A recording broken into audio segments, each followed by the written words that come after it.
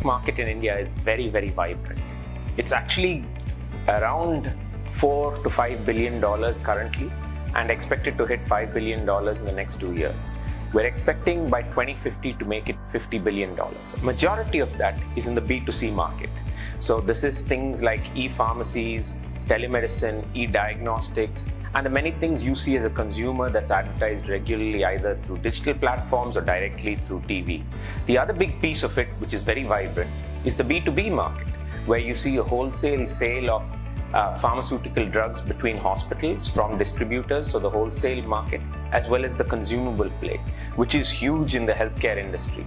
And these are all opportunities that are dramatically looking to grow and change. I mean, this industry is growing at over 40%, right? There's almost no industry in the world that grows at that speed at a compounding rate over long cycles, and it's only just getting better.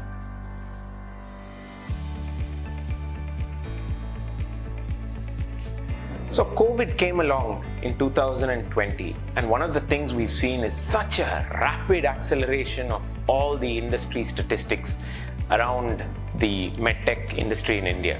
Whether it is telemedicine, where many of you perhaps have used it because people are scared of going to the doctors, but now know that from a convenience angle, it's actually something to stay. The e-pharmacy play has become much bigger. The e-ICU play has become very strong. And you have many other digitization trends that have kind of like hit the healthcare industry in ways that we'd never seen before.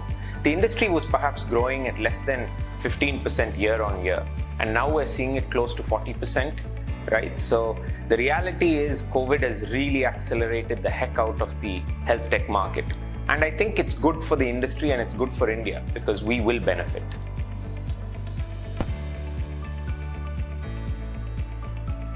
So investors like us, the Chennai Angels or many of the other angel networks, but also a lot of the VC ecosystems and the accelerators, what we've seen over the last couple of years is the desire to invest in health tech has kind of like gone through the roof.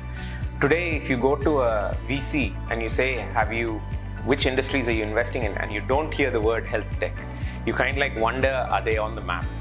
And actually this is something that if you rewind the clock to 10 years ago, there were perhaps 3 or 4 angels, there were perhaps 1 to 2 VCs that actually cared about this industry deeply.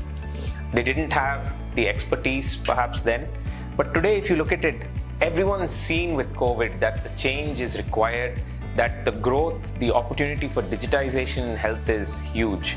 And I think that's the opportunity that we are standing in front of. From an investor point of view, there is no day like yesterday, because today you have an investor chasing you for your startup, for your opportunity to make something big and perhaps get a return for themselves.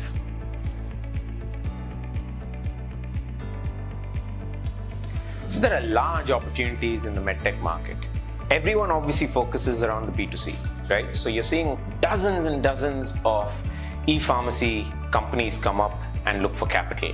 In fact, many of them have raised significant amount of capital and now have got the interest of majors like the Tata Group, the Reliance Group, and a few other heavyweights globally. There are also hundreds and hundreds of telemedicine players across the country, and obviously e-diagnostics and the like.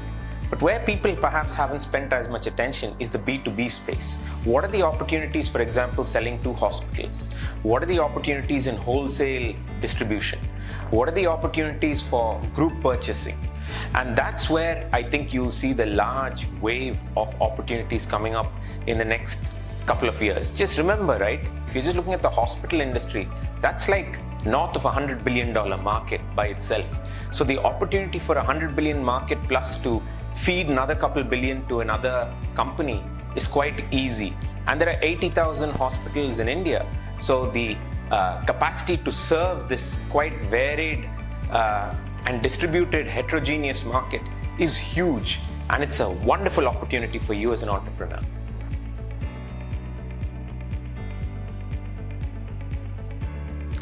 So the future of health tech is phenomenal, right? If you actually think about what India represents, we represent the opportunity to serve the world. And we've done this in API pharma, we've done this in IT, we've done it in numerous other industries. And you don't even have to look too far. Most of the doctors and nurses that serve the world, in the top 3, India is pretty much there for most of the developed world.